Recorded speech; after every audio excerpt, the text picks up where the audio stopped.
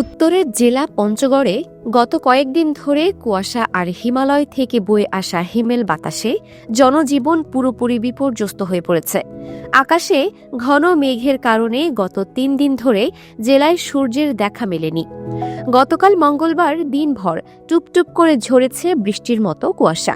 আজকের আবহাওয়া পরিস্থিতি। আজ বুধবার ৩১ ডিসেম্বর ২০২৫ ভোর থেকে সড়কে কুয়াশা দেখা গেলেও বেলা বাড়ার সাথে সাথে তা কিছুটা কমতে থাকে।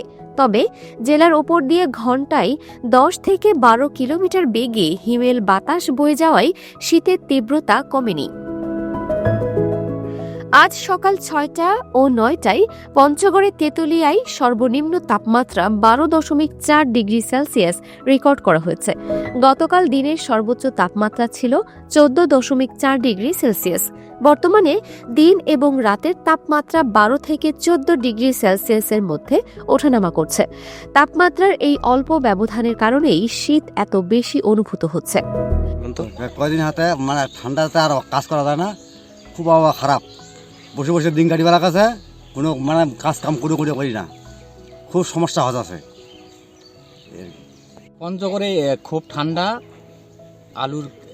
পঞ্চগড়ে খুব ঠান্ডা, কুয়াশা, শীত, হাত পা ককড়া হয়ে যাচ্ছে, কাজ করতে পারি না, তবু এই আলু খেতে আমাকে কাজ করতে হচ্ছে। রাতের বেলা শীতের কারণে খুব কষ্ট হয়, শীততে থাকা যায় না। তীব্র শীত থেকে বাঁচতে মানুষ ভিড় করছেন ফুটপাতের দোকানগুলোতে।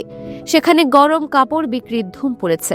তেঁতুলিয়া আবহাওয়া অফিস জানিয়েছে, জানুয়ারির শুরুতেই শীতের তীব্রতা আরও বাড়ার সাথে সাথে জেলার উপর দিয়ে শৈত্যপ্রবাহ বয়ে যাওয়ার সম্ভাবনা রয়েছে। এ অবস্থায় প্রয়োজন ছাড়া ঘর থেকে বের না হওয়ার পরামর্শ দেওয়া হচ্ছে। Multimedia desk, Dinajpur TV.